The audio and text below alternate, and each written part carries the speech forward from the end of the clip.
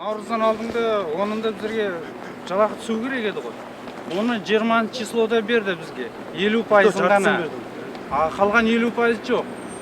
Менің алатыным өзі айналдырған 50-60 мың, ито оның жартысы не болады? Bir айға 30 мың жеп қояды жоқ дегенде адам. Қаладағы электрометаллургиялық зауыттың қызметкерлері 2 айдан бері өз жалақыларын ала алмай отыр. Ақпан айында ақшаларының жартысын ғана алған мамандар бүгінгі таңда қалай күнелтерлерін білмей дал.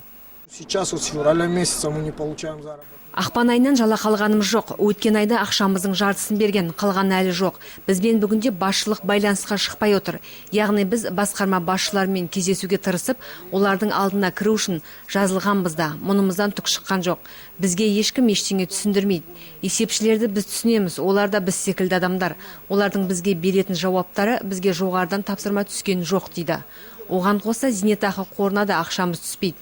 Біздің жалақыдан ұстап қалғанмен, ол біздің зейнетақы қорымызға түспей жатыр. Неге екенін білмейміз. Жалақы жұмыскерлері үшін басты проблема, ал жұмысқа қажетті киім-кешек пен жуынатын шаруашылық заттың берілмейтініне олардың бойлары үйреніп те кеткен. Нерегулярное обеспечение средствами индивидуальной защиты и спецодеждой. Средства гигиены, работа у нас вредная, мыться мы должны постоянно, на месяц порой кусок мыла дают, порой вообще не дают. Нету и все, как хочешь, так и понимай. Қазіргі таңда комбинатта 1200-1300 адам еңбек етеді. Мұндағы мамандардың мәліметінше көп жыл еңбек еткендеріне қарамай, зейнет жасына жеткендерді басшылық жұмыстан шығарып жатқан көрінеді. Мен істегеніме өзі 3 жыл болып баратыр. Августта пенсияға шығуым керек еді, мені сокращениеге түсіріп тұр.